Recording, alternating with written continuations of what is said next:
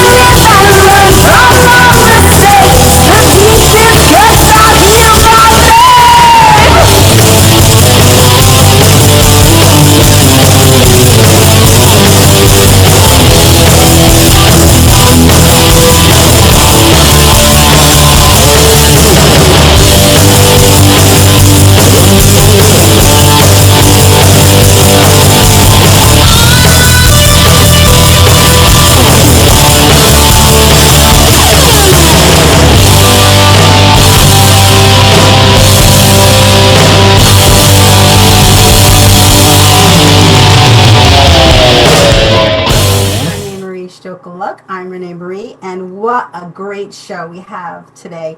We have Marcia, and of course we have Judy. Judy's the co-host, and she does an incredible job in bringing this together. And she's actually the pioneer of this show, and you're gonna love it. You're gonna love it. It really is a wonderful book. Just Say Yes to Life is the book is called. Think about it. Think about what that's saying. Just say yes to life in any venue. In any venue, you just need to say yes to life, right? And we can't wait to hear from all the participants in the show and the book and the editor. Ellen is here as well. Ellen, you were the editor, right? Yes, the editor. Ellen is here as well, and we have returning guest Keith and Marcia. And then we have a new participant, Lawnae. Lawnae, is that how you say your name? Correct. Yes, Lawnae. Perfect. Lawnae. Lawn like grass. Lawnae. Lawnae. Okay, Lawnae. Okay. I always want to make sure I get it correct because you know me, I'm with my memory, it's a little difficult, but that's okay. That's what this show is about. Just loving people through it and learning about their stories. First, we're as I said in the first show, we want to pay tribute to a dear friend, Tracy Lawrence. If you haven't heard, she passed away about a week ago. It was a surprise. It was out of the blue. We had no idea. I spoke to her a few weeks ago. She's my financial confidant, my financial advisor. She also did our softball marathon, and that's actually where I met her, is at the softball marathon when we were doing a fundraiser for an awareness for our foundation. I got a text from Tracy, and I thought it was about what we were discussing a few weeks ago, and it actually was from her husband. He was reaching out to her through all her venues. I'm going to have Judy, if it's okay, Judy, read the text that I got, and this was public to everybody. So, and I got his permission to, of course, to say it on the show because we never want to disrespect anybody.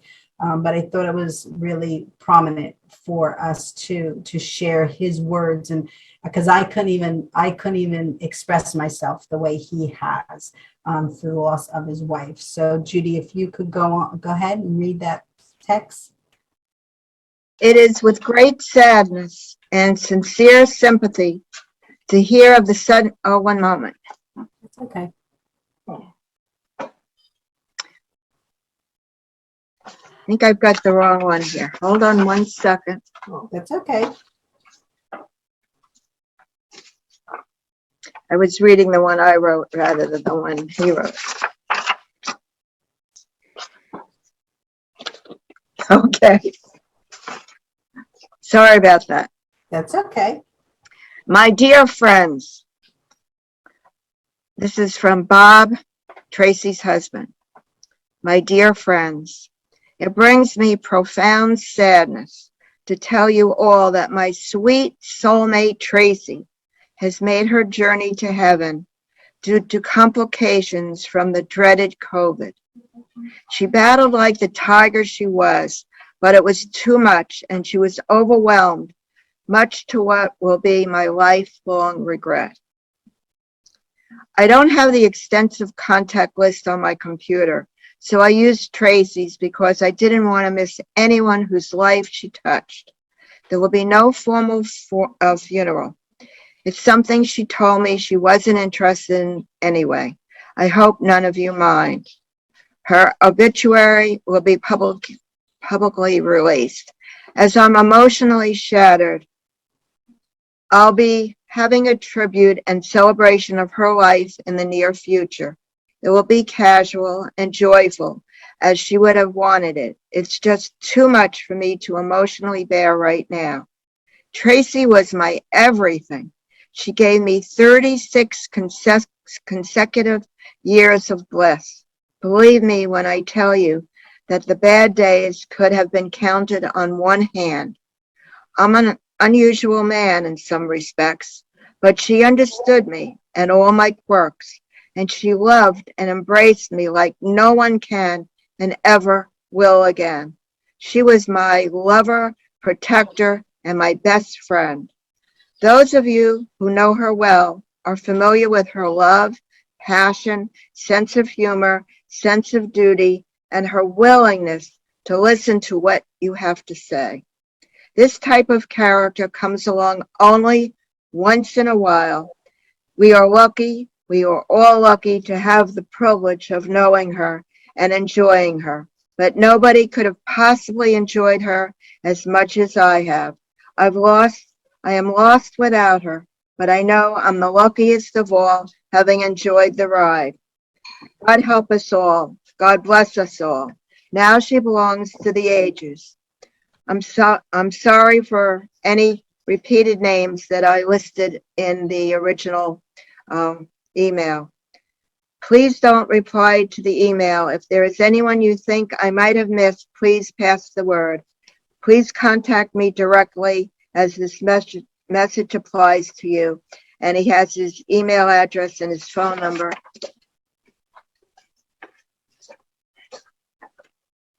And she is part of our family now. She's a permanent part of our family now. God bless you all.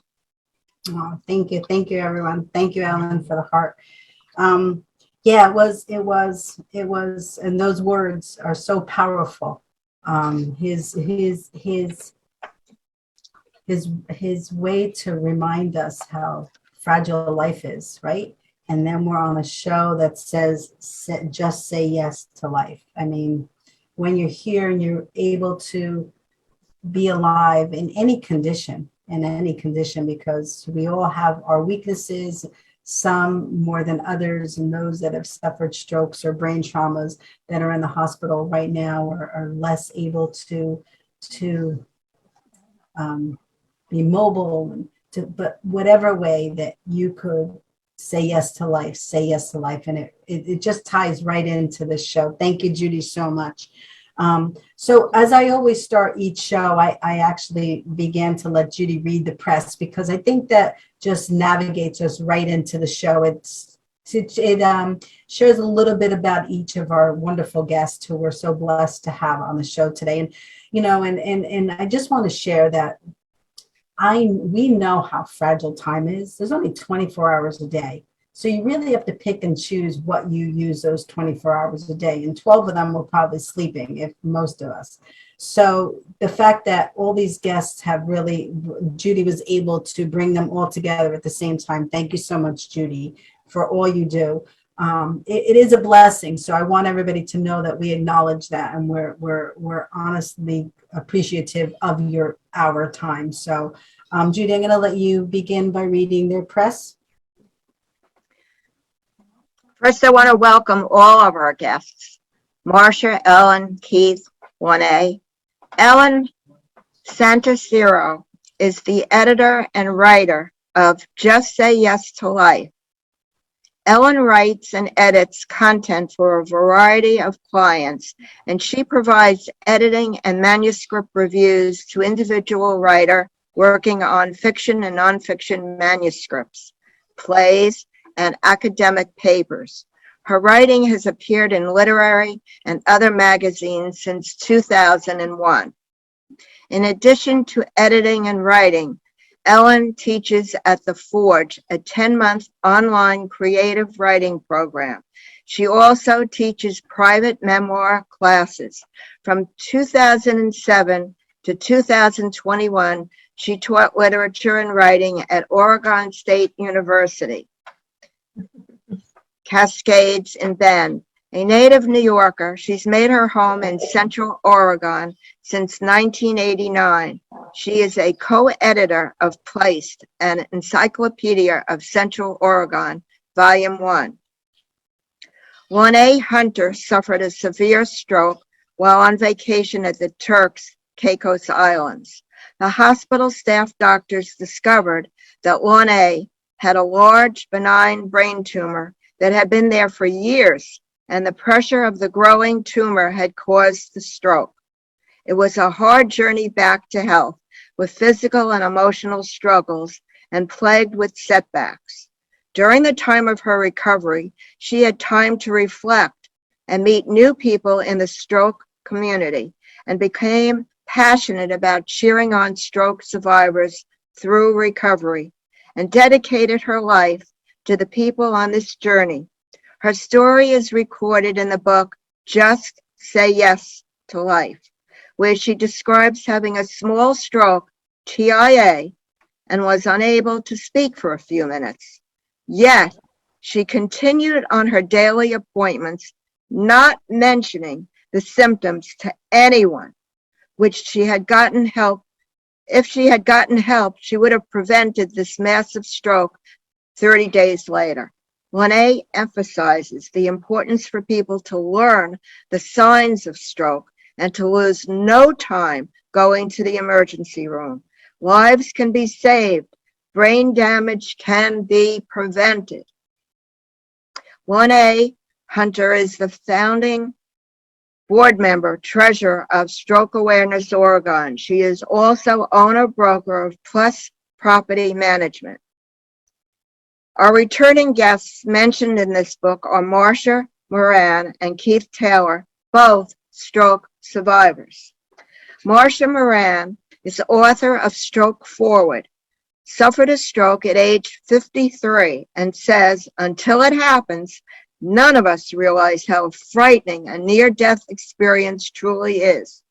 She will discuss overcoming the hurdles of dealing with brain injury, give insights from her story on how she took action for recovery with hard work and perseverance to build new neuro pathways, regardless of how stroke impacts you or others. She provides a forward toolkit, which is a group of different exercise videos, a recommended resource list, and a guide for her favorite lessons that provided her with the greatest impact on her recovery. Any patient with a serious brain injury looking for hope and insight into ways to keep moving forward with their recovery needs to see this show, hear firsthand how Marsha thrived. Keith Taylor was proud of his purpose in life. He was co-owner of a multi-million-dollar cabinet manufacturing business in Oregon, and for nearly 2 decades, he worked as a sales manager. Knowledgeable about his company, his retirement would be safe and his family financially secure. However, when Keith was 47, a generic disorder called HHT, hereditary hemorrhagic telangiectasia disorder, caused a stroke that pushed his life's plan in a new direction. The first couple of months of rehab was an uncharted journey. partially due to the fact that when he was discharged from Oregon Health and Science University, the staff failed to provide any of the rehab resources that could have helped him with his mental and physical recovery. After a long recovery and hard work in all areas of recovery, Keith wrote the book Strength After Stroke and developed a program to help others in the stroke community. His story and the progress is uplifting and motivational to those who have experienced the ordeal of stroke. Stroke Awareness Oregon is a nonprofit created by physicians, stroke survivors, and community members, and exists to eliminate disability and death from stroke through awareness of causes. Their team works in partnership with hospitals, community leaders, and businesses to continually provide stroke education and resources to the community. And now we welcome all our guests to the ReneMarie Stroke of Luck show. God bless you all. Yes, what an incredible, I had like so many questions were going through my brain as we were going through that. But we're going to start with Ellen, because Ellen was the editor of this book. And just share with us how the author and this organization, Stroke Awareness Oregon, like what was how it began, how you began to write this book. Sure. About a year and a half ago, a mutual colleague connected Lawnae and I, and very quickly we got together, and there was a small group of us from Stroke Awareness Oregon. We just brainstormed right at the beginning about who could be in the book, and I went about assembling a team of volunteer writers. And most of them came from my network in the local writing world.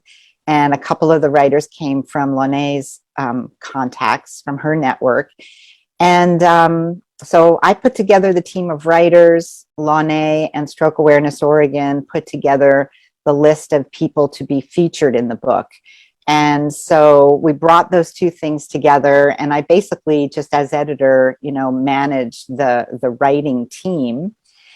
Stroke Awareness Oregon, with the help of some physical therapists, came up with the questions to ask of these stroke warriors, and their knowledge of what goes on after you have a stroke and what might be helpful in the stories to readers of the book. They put those questions together. So we were a team. We really, I think, complemented each other in terms of our skill sets.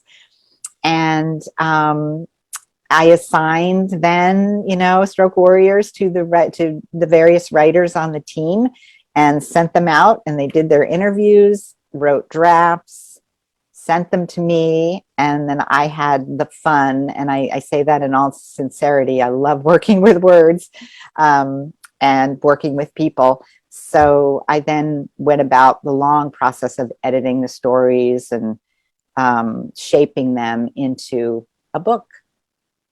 But the book, I have to say, the book is, Lawnae's, it was her idea. Lawnae doesn't like it when I do this, but it has to be said that Lawnae is a force of nature. And one of the things that makes her such a force of nature is that she always wants to acknowledge the group and everybody around her and the collective. And that's true too. But I do think that there is time and space where it needs to be said what a force you are, Lawnae, for good in the world. And you founded Stroke Awareness Oregon. I know there are other people around you, but it was your idea. The book was your idea. The title comes from Lawnae directly. She said, "This is what I think the title should be." And I was like, sounds good to me. Wow. And so I just want to say, none of this would have happened if it hadn't been for Lawnae. So I'll stop, Lawnae, so you won't get mad at me for. Thank you. You're on the edge, Ellen. I know. Tooting your horn. Yes, but you know what? It's important because I believe that people need to know like the backstory, and the truth is, like, you're a force, but you're a force with passion, and you want to make a difference in the world.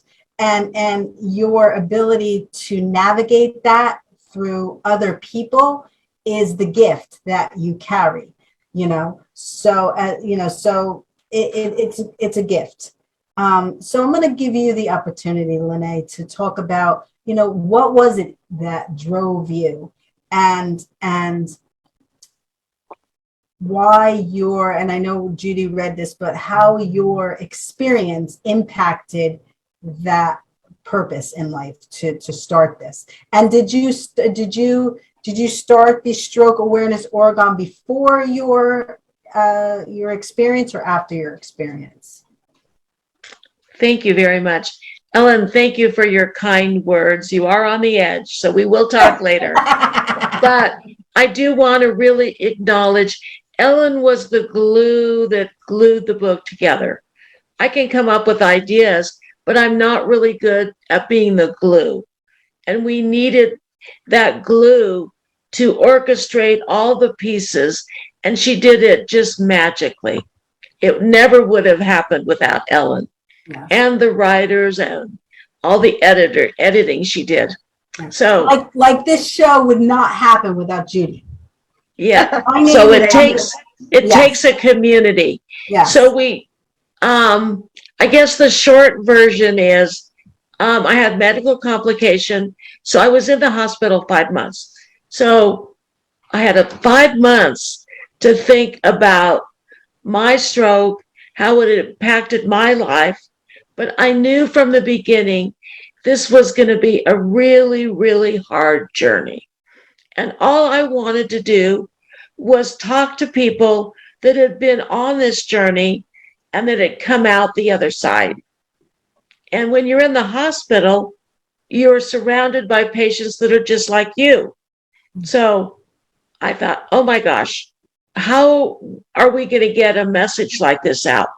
So I don't know that I came up with the idea for the book in the hospital, but I came up very strongly with the idea that I had to somehow help people through this journey. I talked to a lot of therapists, talked to a lot of other stroke warriors. I'm sorry, go ahead, Renee. No, I was just, what was coming through me were you hope-based prior to your experience? What was your background in hope? Because hope and connecting with others that were going to bring you hope, you had to have some sort of hope base. So can you share that with us? Sure.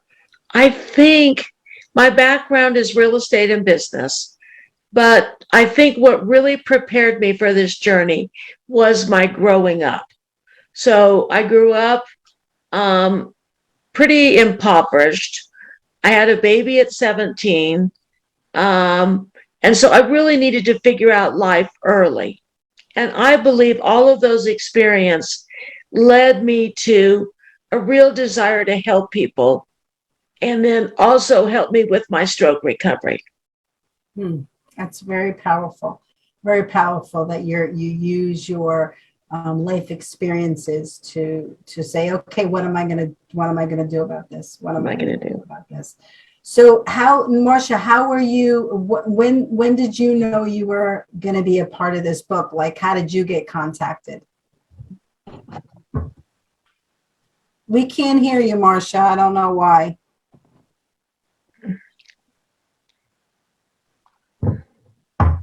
You might be on mute. No, she's not on mute. So can you hear me now? Yes, yes. Okay. So I just picked up the phone one day and Lily was on it and said, do you want to be on this, in this book? And I went, okay. So actually Lawnae contacted me about a year before the book, and we had a real good connection, and I was excited that she just made that connection with me because I had no idea of Stroke Awareness Oregon or anything. And since then, I've been reaching out to other pockets of people, and I feel like she is helping us build a community. Wow. Wow. Oh, thank you, Marcia. I love that because this is a community and we need to think of it like a community. And so I really believe that we all need to be there reaching out to this stroke community because that's what lifts everybody up. Yeah, yeah, it's so powerful. It's so powerful. Keith, when did you find out? How did you know that you were on this journey with everyone? Well, so I was contacted a few years ago by the executive director of Stroke Awareness Oregon. And at the time, I wasn't living in Oregon and shortly moved back to Oregon and got involved with SAO, we call it, Stroke Awareness Oregon. And Lawnae and I kind of hit it off. And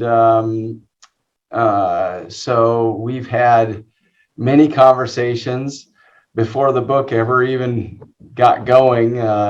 We had a lot of conversation about who was going to be on it and how we were going to move forward with it. And then, you know, she got a hold of Ellen and Ellen did a fantastic job of that.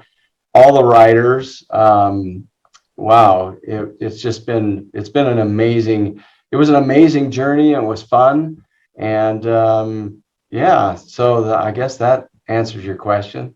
You all are just a blessing, you know, that you're open enough to come together and collaborate on something because, you know, power in numbers, you know, when you're in experience a stroke, right, Lawnae,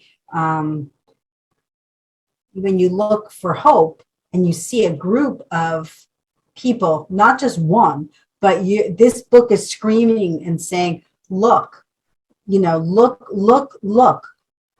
We all have experienced this and we come out new on the other side. Not the same. We're never going to be the same. And you know what? And we just had a conversation with a gentleman named Scott on our prior show. I don't know if anybody was watching it, but you know, he was talking about faith and the fact that you're never going to come out the way you were, but you're going to come out better, you know, in your own ways.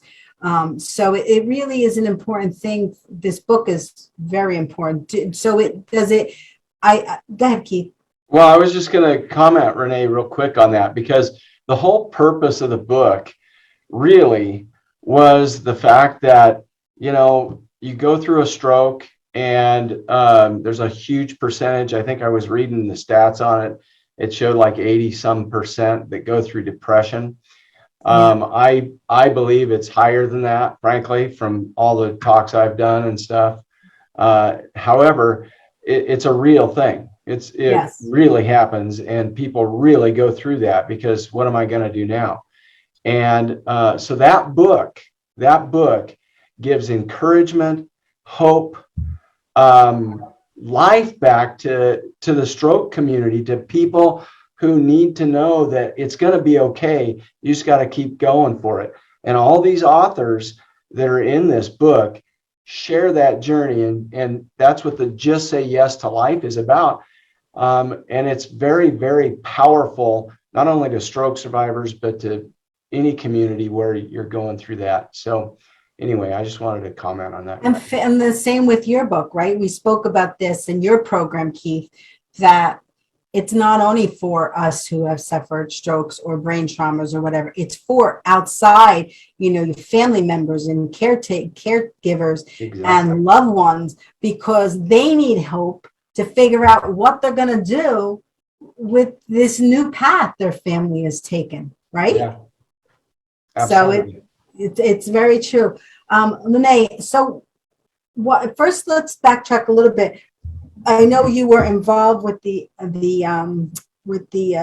evolution of Stroke Awareness Oregon, right? You were a part of that creation. It was because of your experience, right? That created it. Yeah. Here's the short version. So after I came out of the 5 months out of the hospital and I returned to Oregon and went, of course, into therapy, the first thing I said was, I need a support group.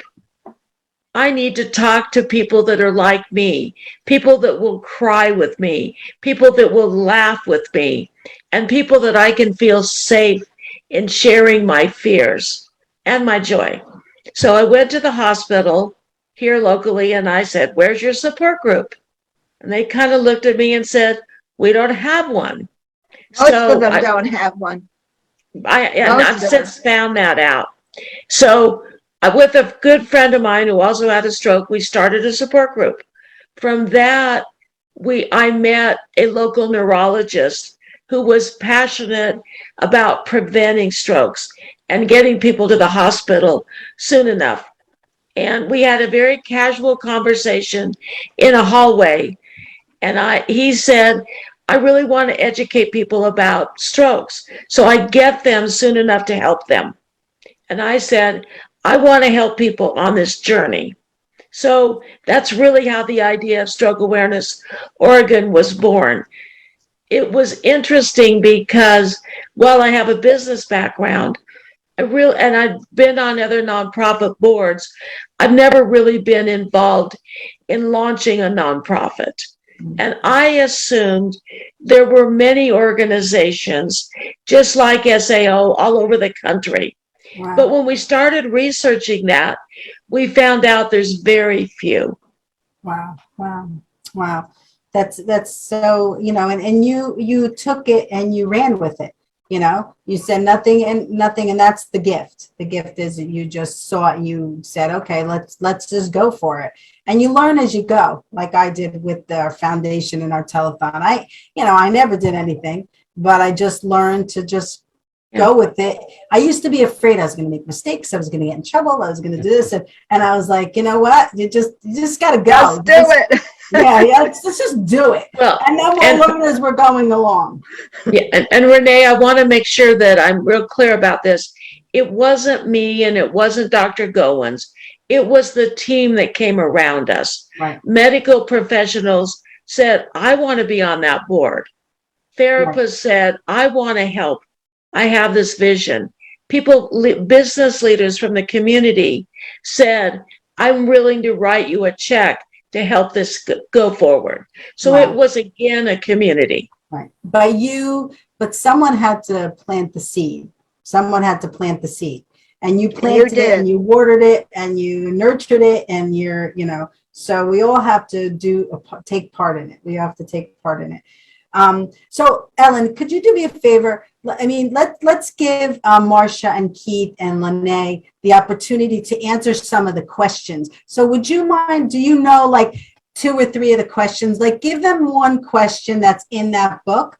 And Judy, you can be involved with this too, as far as your father, to share what their vision is. So give us a question that's on that. So we could use this platform to share a little insight into what's in the book. Sure. Yeah. So whoever wants to go first. Was when there were the valleys, so to speak, in your journey, in your recovery, when there were the dark times, what are 1 or 2 things that helped you individually come out of that dark place, out of that valley, and start moving towards a more positive place? I'll start, I guess. So for me,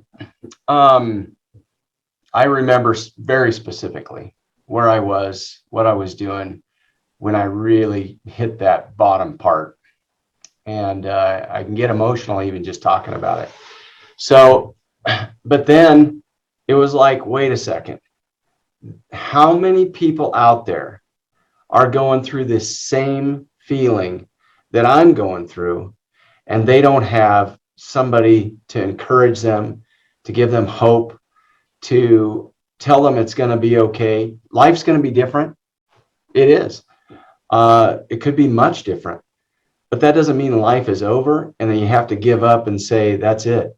You got to find a new passion. You got to find a new purpose. You got to work at that, and things will get better. It isn't going to be easy, and you're still going to have depression, but you start working on it. And when you take your eyes off yourself and put it on others, it's much easier to do. Yeah, Keith, I remember you saying in your story, you know, and you know, the reader, you can still be a great father. You can still be a great grandfather, you know, how whatever those roles were before the stroke, you can still cultivate those relationships and show up for your family and your friends in their emotional and mental recovery. Right. It's powerful, very powerful. Marcia, Lawnae, Judy, who wants to go next? Well, I think it's very important not to deal with anyone that's negative when you're dealing with a stroke patient. My dad had a hemorrhagic stroke, and when I first met the doctor, he said, your dad's only going to make it a few days. And I was on the information line trying to find out who the doctor was, and he shoved me off the line and said, do you have any messages for me? And they said, well, you just shoved the newest patient's daughter off the line. And he was so negative that he said, there's nothing you can do about this. I said, there is. You're fired. And I got myself a doctor, neurologist that I could talk to that would give me honest answers and positive methods to move forward. And after I did that, I was told that the only way you're going to save your dad is with a feeding tube. And my husband and I agreed that that was the way we were going to go. I had a lot of negativity from the family, but I went forward. And my dad was there for 3 years and 3 months. He was able to talk to us. He was paralyzed. I did not let any negative people come into the room. I had one first cousin who taught me that lesson. She went into the room, she looked at my dad, and in front of my dad, she said, if this happens to me, shoot me. And I pulled her out of the room and I said, you're never coming back. And everybody that came to the room after that, I said, if you can only say positive things. If you're not going to say anything positive, please don't visit. And I kept cheering my dad on. I tried to start a caregivers group. I even had cards printed. I spoke to other people who had family in the nursing home that had strokes. And at first they were willing to talk a little, but I couldn't move them forward. So I had to go to a church and get reassurance and help from them. But you have to, my whole point is you must be positive, and you must be positive to the patient, to the family, and to the doctors, and you must be getting positive feedback yourself, and you have to go through various therapies to move on, and you have to work hard, but you will move on and you'll recover. Thank you, Judy. Wonderful. Lawnae or Marcia? Marcia, go ahead. So I didn't walk or talk when I was in the hospital. And can I share something? Your speech is remarkable now, because when you had come on our show, you had a little more aphasia. You had a little more aphasia. And I could tell the way you're speaking right now and you're thinking, your processing is such a blessing. And I hope that people go to our old shows and look at it and then come to this show and see the progress that you made, that every day you get better and better and better and better, and we recover, we become whole again. So I just wanted to share that at this time. Okay. So neurofeedback. So microcurrent neurofeedback works. For me, at least, it did. Yeah, what works? Microcurrent neurofeedback. Yes, we spoke about that on the show. We'll talk about that again another time, but that's an important piece. Go ahead. Yeah. So I was immobilized and I couldn't speak. And it was during my hospital stay that my husband realized he had to become my advocate, because if he didn't become my advocate, there was nobody. And that includes the nursing staff. So I think they were so understaffed. They were rushing around, making beds and those things, that I was in the bathroom by myself on the toilet. And of course, I off. And he's going, okay, I have to be there to make sure she's taken care of. And I think if you don't have an advocate, you're in a very, very dark place. That's very true. So we all need to choose our advocates before something occurs. We need to let people know, like, if something does happen, which is hard conversations, especially with children and family, you know, they don't ever want to think that this could be one of the things that could happen. But, you know, I was saying before in the last show, you just have to prepare. You have to, you know, when you're playing a softball game or baseball game or football game, you prepare for the game of life. You know, that's why one of my books I'm writing is called Extra Innings, because my stroke happened on a softball field. So I'm in the extra inning in my life. What am I going to do with it? I would never. You're making God proud of you. Thank you. When I was playing softball, I was always competitive. Always. I would give my life to the game. So I wasn't gonna walk away and not win the game and try to win the game. It didn't matter if I won the game or not, as long as I gave every ounce of myself to that game, then I could walk away proud. So that's, you know, that's the philosophy for my life is, you know, I'm in the extra inning. I'm blessed to be in the extra inning. I'm lucky to have, you know, gotten into this extra inning in my life. When you talk about an advocate, you have to have a healthcare proxy. My mother and dad refused to have a healthcare proxy. My mother passed from a massive heart attack. I said to my dad again, you need a healthcare proxy. Nothing's going to happen to me. Well, it happened.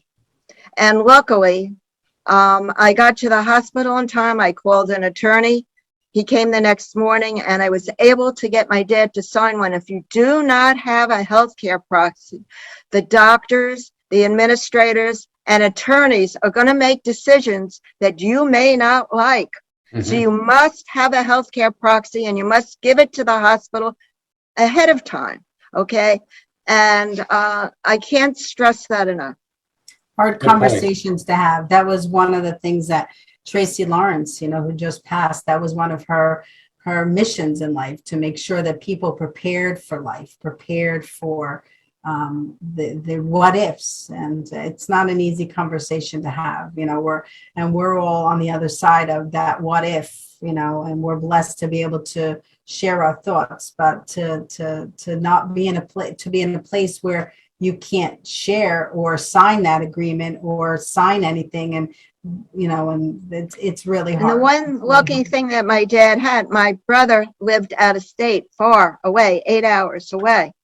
And I was supposed to be at a seminar the next morning. I was supposed to be selling motivational books and tapes at a seminar. And it happened at, I found out about it at 9 o'clock at night. So you don't know you're going to be a caregiver. You don't know you're going to get to save somebody's life. You don't know it just happens suddenly. So you need that healthcare proxy. Yeah.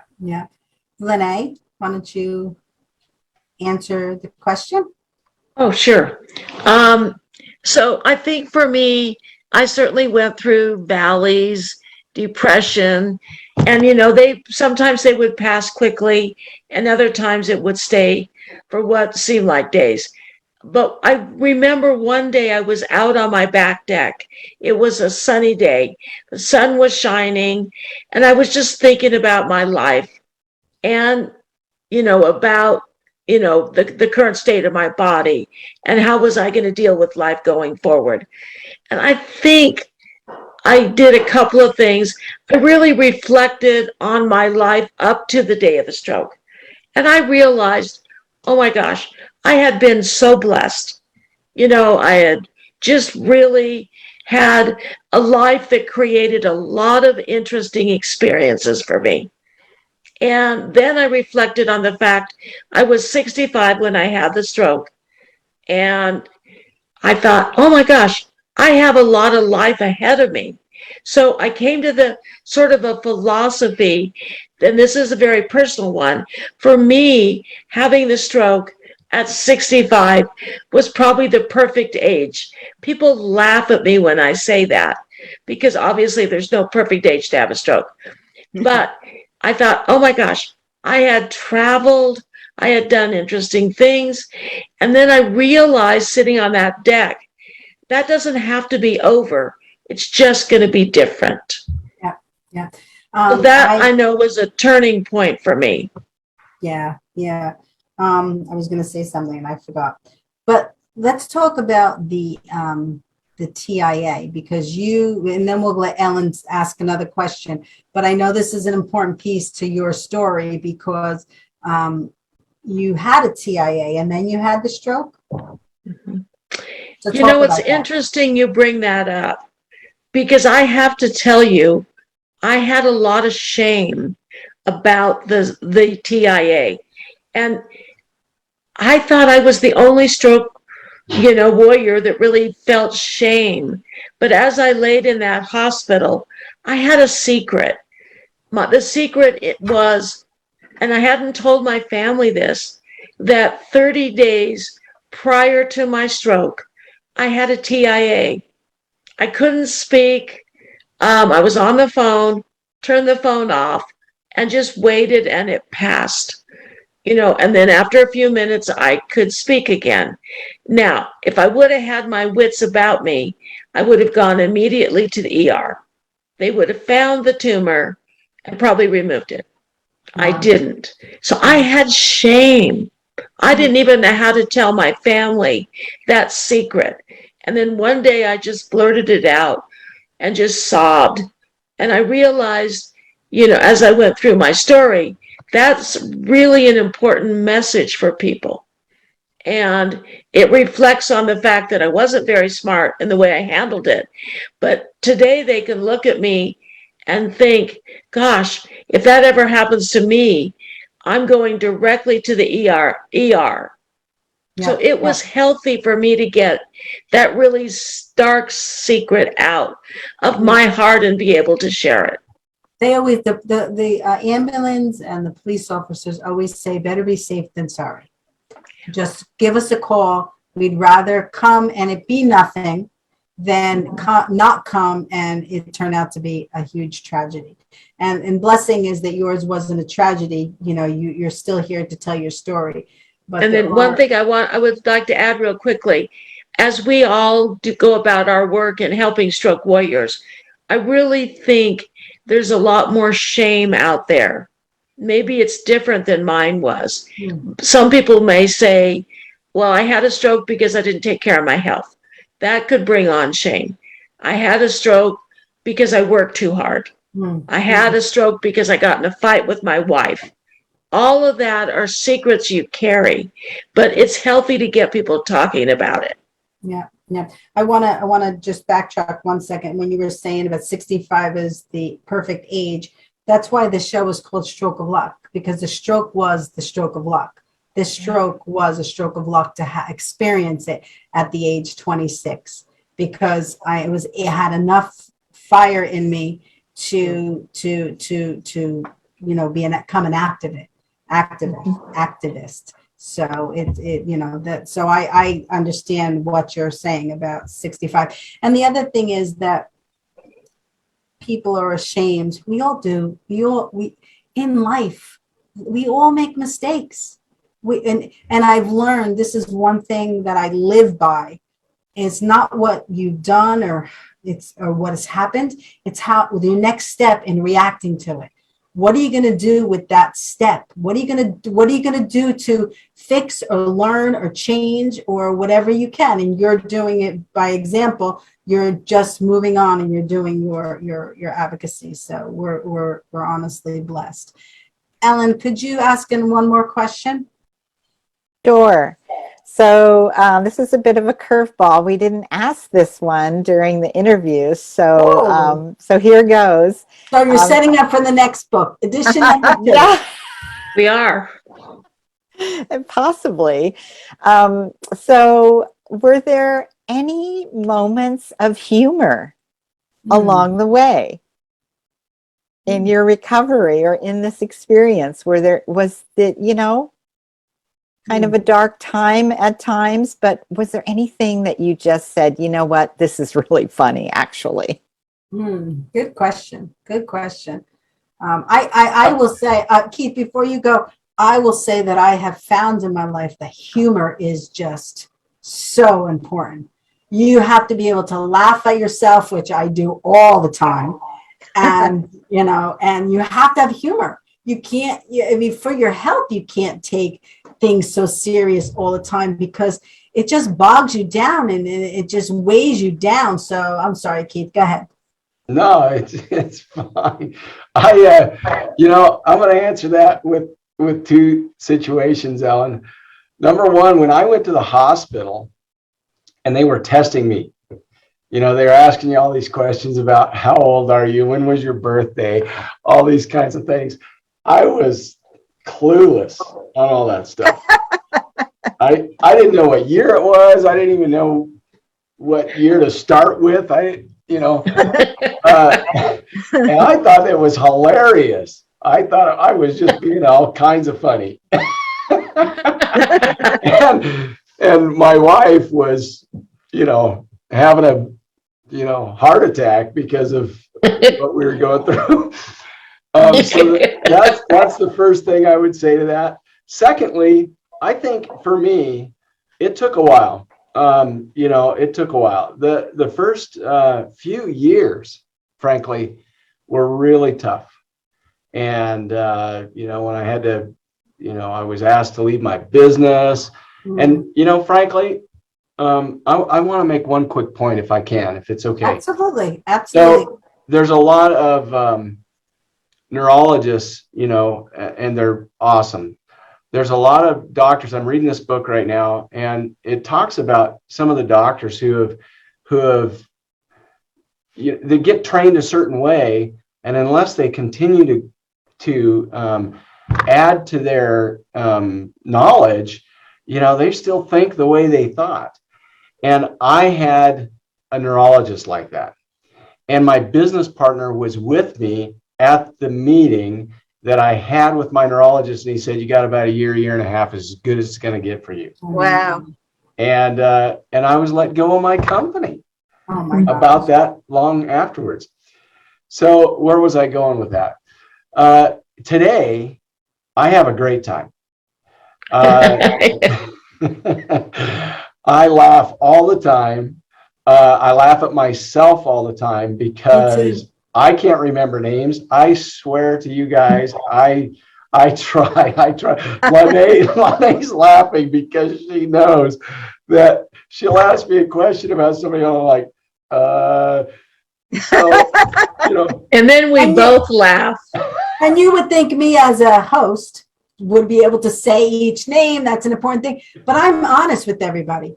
Yeah. Like, I'm honest. That is one of my stroke, weaknesses, and I'm not going to lie about it. Or Renee, is it a stroke strength? Let's bring it to the stroke strength, okay? Yeah, you can't remember, but you're awesome. You do a fantastic job at what you're doing. People aren't working like this. You're doing a fantastic job for the community. And so that is a huge strength that you have. Thank you. And you're all a part of our family, but the truth is that I have learned through navigating this, because this all evolved, and I'm not going to get into the story now, but it just evolved. And I have never been on TV. Like, I've never done this before.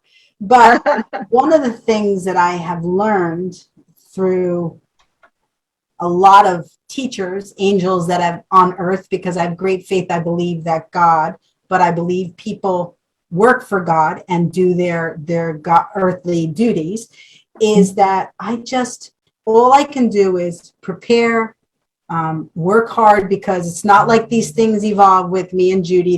They really take a lot of work to prepare for it, but then just let it go and just come onto the show, speak from your heart. That's something that Dominic Cortellessa, one of the confidants in my life, said to me, just speak from your heart. Everything else will flow. just speak from your heart. And that's a life lesson that I take onto here. Just, just speak from your heart. Everything will flow. And everybody, don't you think everybody will gravitate towards that more? They don't want somebody that's untouchable. You want somebody that you can relate to. So we're so blessed to have all of you on the show, because we're all people trying to learn and trying to make it and trying to achieve and trying to get on in life and just trying to live, our lives as basic as we can as advocates. So thank you, Keith, though. Thank you so much, But, so I totally get it. So anybody else on the humor? This is not on humor, but this is very important for the audience to remember. Be fast. Those are the signs. B, is your balance off? E, eyes. You could have an eye stroke. If something is going wrong with your eyes, that is a sign. F, for face. If your face is drooping, if you can't stick your tongue out and it's straight, any deviation in your face, your arms, if you can't extend both arms out straight, that's a sign. S is speech. If your speech is mumbled, anything wrong with your speech, a definite sign. And T is time. Time is of the essence. You got to somebody's got to call the emergency number, say, I think this person is having a stroke. You've got to get to the hospital, because time is brain cells that are lost with the loss of time. Be fast. Yeah, very good, Judy. Thank you for sharing. Thank you. Marcia, Lawnae, about the humor? Yeah, so I had the realization early on I'd either cry a lot or I'd laugh. It was my choice. So I chose to laugh most of the time. And I remember when I went to the neurologist and they put 30 electrodes in my hair and gave me it was like a shower cap to wear. And I had to wear that for 3 days. Oh. And on the way home, I said, we're going to stop at a restaurant. Great. And my husband's looking at me like, okay. Really? But the only way I could go out and eat is when I was going to or from the doctor. And I don't care how bad I looked, I was going to have a real meal. That's great. That's awesome. That's I like awesome. that. That's awesome. Before Lawnae shares hers, one thing I love about your relationship with your husband is he allows you the time to figure it out. And then I vividly remember him turning to you and say, would you like me to help you? Would you like me to help you? He didn't just jump in, he asked you, after you struggling for a few moments, if it was okay if he had the opportunity to share with you. And you could have said, no, I'm going to get it. But I love the relationship you guys have. You are, you're really, an example for everybody is an example, but that relationship is an example. So tell your husband we said hello. Say hello. I will. So Lawnae, what humor did you find? I think probably in lots of little things, originally from being in the hospital in diapers, we all probably ended up there. That's a pretty big wake up call for your life. Yeah. But then if you can laugh about it, and find it to be so silly and fun. I think there was lots of moments like that for me. The other thing I want to address real quickly is the tears. I had to sort of make peace with the fact that I am going to cry more. And I will sometimes cry in front of people. Then I'll burst out laughing. And if you do that, it makes them much more comfortable. Very important. Very important. We're so blessed to have had all of you on the show. Believe it or not, we've been doing this for a whole hour already. We're going to go a little bit over because I do want to give you each the opportunity to, with the closing statement or what's in your, speak from your heart.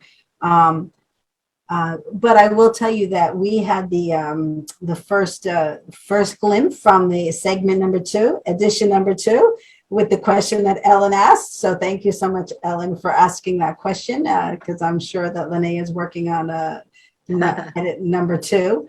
But Yeah, we are. Yeah. Well, it's good because and also I like to write because words are very powerful. Words are very powerful. Our conversation here is very powerful. But when you write something down, it's ingrained, and I like the fact that I could look at it, reread it,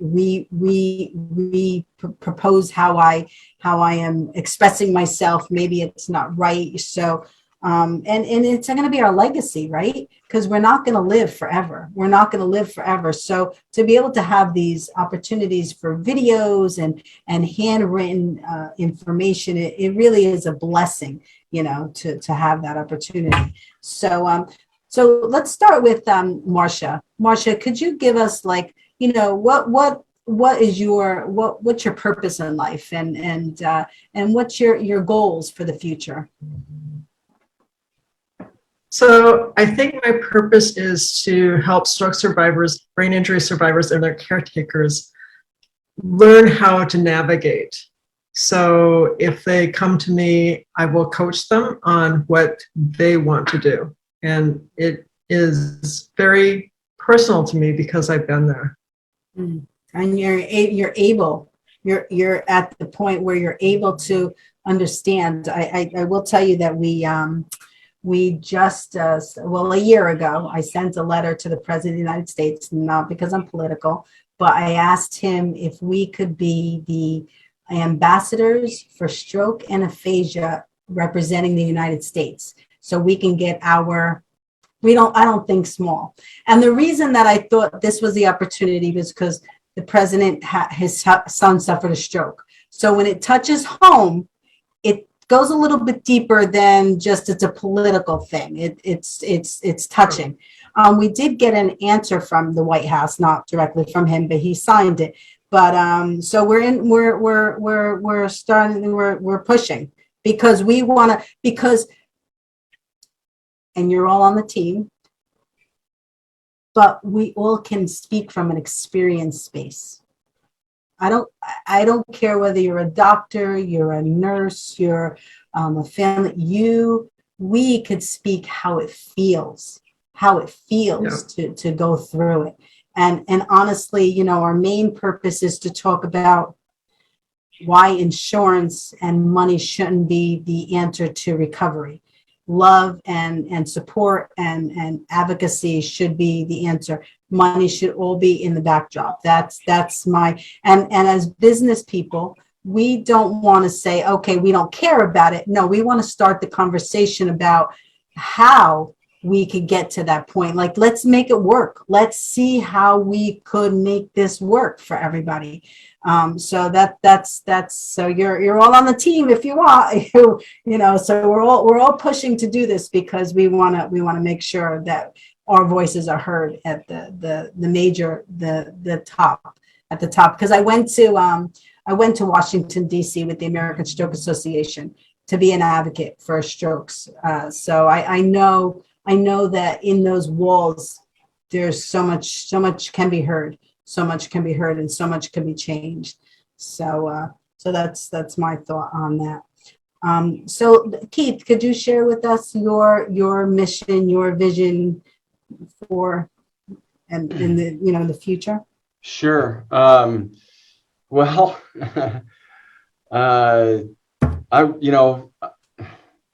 gosh, where to start? I shared this with Marcia the other day, and I wrote out a mission statement for myself years ago, but it was after my stroke. And, you know, I just say in that, you know, I want to leave a legacy for my family to know that I tried very hard. It's important to me that people have belief in themselves. And of course, you know, I'm kind of referring back to my BASE program. That was my whole motivation, was that, you know, stroke survivors, they lose that. They lose that belief and getting the attitude and the strength and the energy, right, BASE. But it comes down to believing in yourself. And you've got to believe in yourself enough to do the work, because it's going to take work. It's going to take hard work. But if you do that, life is going to be awesome. And it's going to be different, like I said before, but it's going to be awesome. And that's what you want. You want to have an awesome life. And when we all leave this earth, you know, I want people to know that I tried and cared about other people. So that's really what it is. And it shows. It shows every single moment. Your Thank representation. I have not followed Ellen or Lawnae, but I do follow Marcia and Keith on. Marcia is very strong on Indeed and Facebook, and Keith, you're very strong on Facebook. And I do follow your stories, and you're really pushing in that, and that's important. You know, just to have representation of who we try to be and who we are, not who we try to be, but who we are. Yeah. So, Thank Lawnae, what's your purpose and vision? Although we know it, but you could share it with us. Right. Thank you very much. I think my purpose and vision, of course, is to make this journey easier for stroke warriors. And Renee, I wondered if we should tell people where they can buy the book. Yes, we're gonna. You could do it now, or you could do it at the end. Whatever you want to do. If you want to do it now, Judy can hold it up. Yeah. Why don't we just do it now? So if you're interested in the Just Say Yes for Life book, you can buy it on Amazon. You can also buy it through Stroke Awareness Oregon. Our website is strokeawareness.oregon.org. And then we definitely have plans to do 2 sequels. The first sequel we're going to do is the Caregiver book. So if any of you are listening and you're interested in participating in the caregiver journey, please get a hold of Stroke Awareness Oregon. You can shoot us a quick email, and then we'll get working on that book. But we really believe that caregivers are such an important part of this journey. And thank you, Marcia, for hitting on that. So I believe we need a book really directed to caregivers to help them. And then, of course, there will be a sequel to Just Say Yes to Life with Stroke Warriors. So if anyone's out there, get a hold of us. We'd love to hear from you. Yes, and you know, we want to connect you to a dear friend, Ann Agueli, who is a caregiver advocate. She wrote a book. I'm drawing a blank on the name. I'm looking on Facebook now for it. Inspiring Content. But that's not the name. But her website is Inspiring Content. We'll get you that information, because she wrote a book. She's got a brochure. She's got a workshop. She's got a workbook. So just, you know, so you guys could learn a little bit about that. But she's dynamic. We're going to actually do a caregiver show with Ann. If you would like to participate, that would be awesome. That would be awesome. So thank you, Lawnae, for your information and, you know, for everything you do, you know. Thank you for everything you do. As we talked earlier, this is a community. We're all in it together to lift everybody up. So thank you so much. You're very welcome. Ellen, I want to just give you an opportunity to share your vision and what, you know, you plan on doing for your future.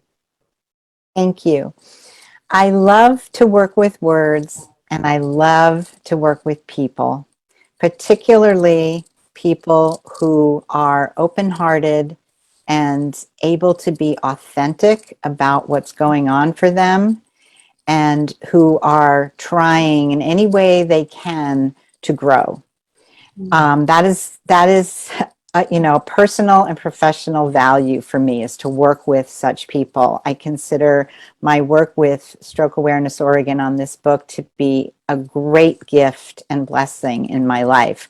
I just, feel like it was a perfect fit for me. Yeah, I mean, just a blessing that just dropped into my lap. Because as I said, I highly value authenticity in myself and others. And some people don't need their work to be personally rewarding, but I do. And so it was one of the most, if not the most personally rewarding professional association that I've ever had. So I want to do more of that. So for future, I would love to keep working with Stroke Awareness Oregon on future projects. This community fills my need to connect with authentic people who are prevailing over odds. I mean, it's just miraculous what every single warrior in the book has prevailed in a way that is satisfying to them. It doesn't look like just one thing. Every single warrior has their own journey specific to their their situation. And so I'm completely inspired and blown away by this community. So thank you. That's incredible. And that's a good lead in to everybody to. I just want to make one comment, Reneé. Yep. Be a positive influence in the lives of others. Say yes to life. And we just want to highly recommend that everybody go out and buy the book. And is it available via audio as well? No, not yet. No? We're working on it. We're working on it. Yeah, that would be important because some stroke patients can't read, so it would be important for them to. You might even have each person who's in the book read their story. Yeah. So I don't want to keep everybody too much longer because I know we're 15 minutes. Reneé, I just wanted to say thank you so much for all you do. You do a fantastic job, you and Judy both. And it is apparent and appreciated so much. Thank you, Keith.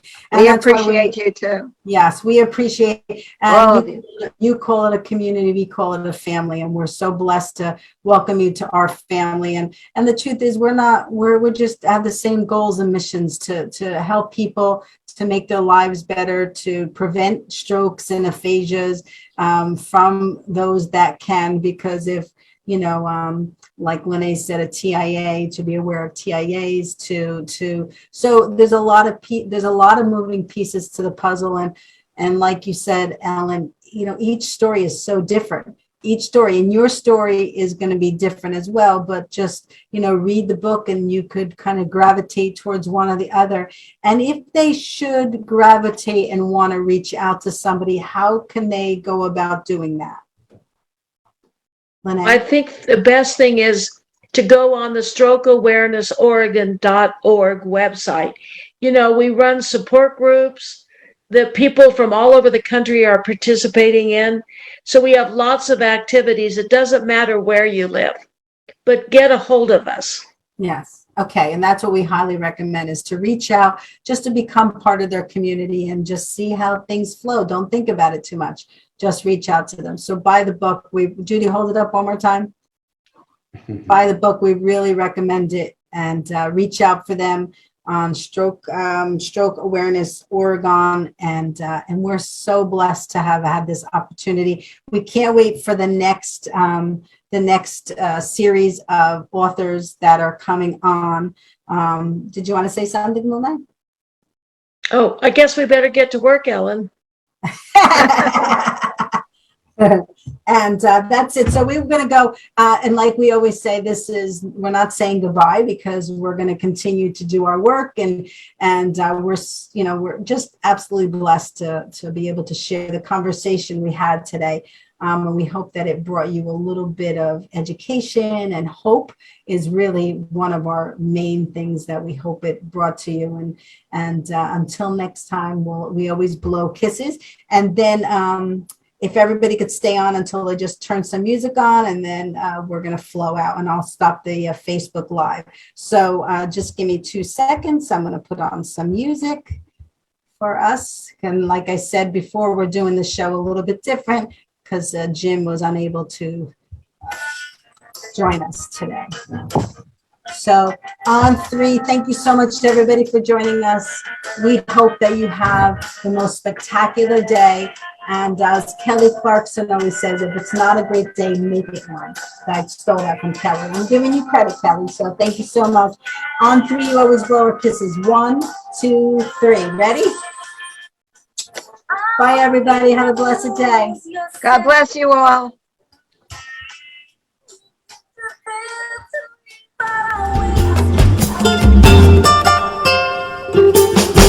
Yo no sé qué tú piensas, yo no sé lo que haré, yo no sé lo que estoy perdiendo, yo no sé lo que va a pasar. No me puedes escuchar llorar solo sin ti, no me puedes oír llorar. El día que caminaste por la puerta, todas las memorias fueron. Mi corazón está vacío, como si tuviera ayer. No me puedes escuchar llorar solo sin ti. Mi corazón está sufriendo. No me puedes escuchar llorar solo sin ti. No me puedes oír llorar.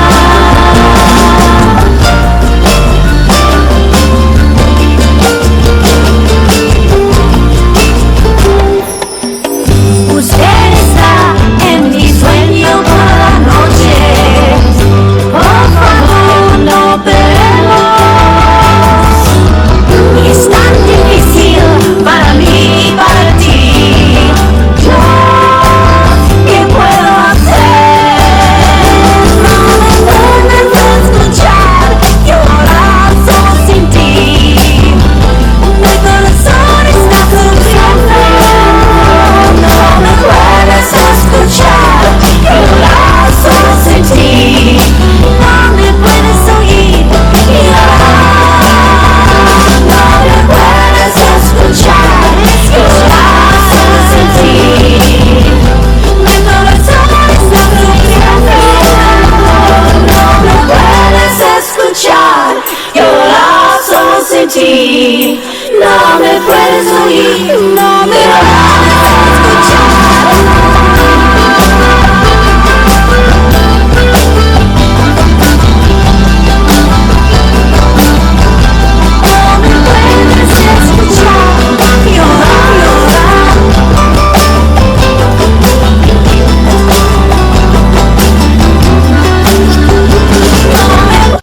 Escuchar llorar solo sin ti. Mi corazón está sufriendo. No me puedes escuchar llorar solo sin ti. No me puedes oír llorar.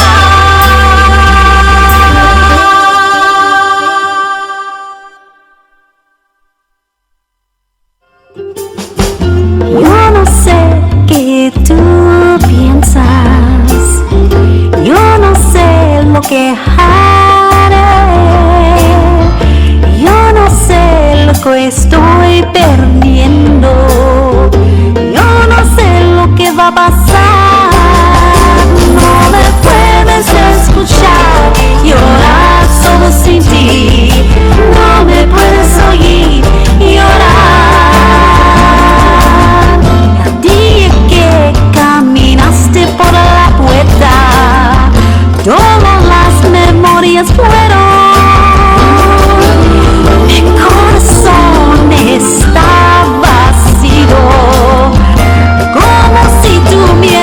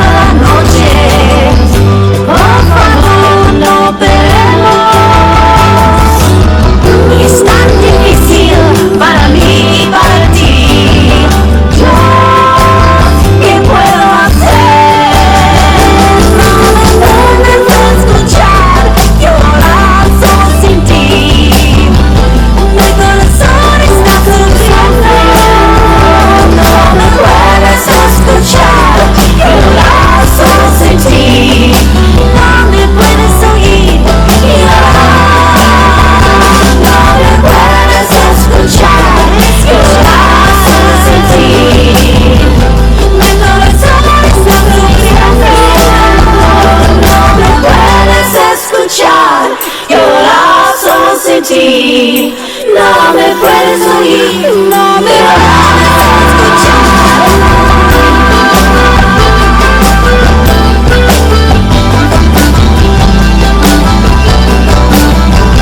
No me puedes escuchar,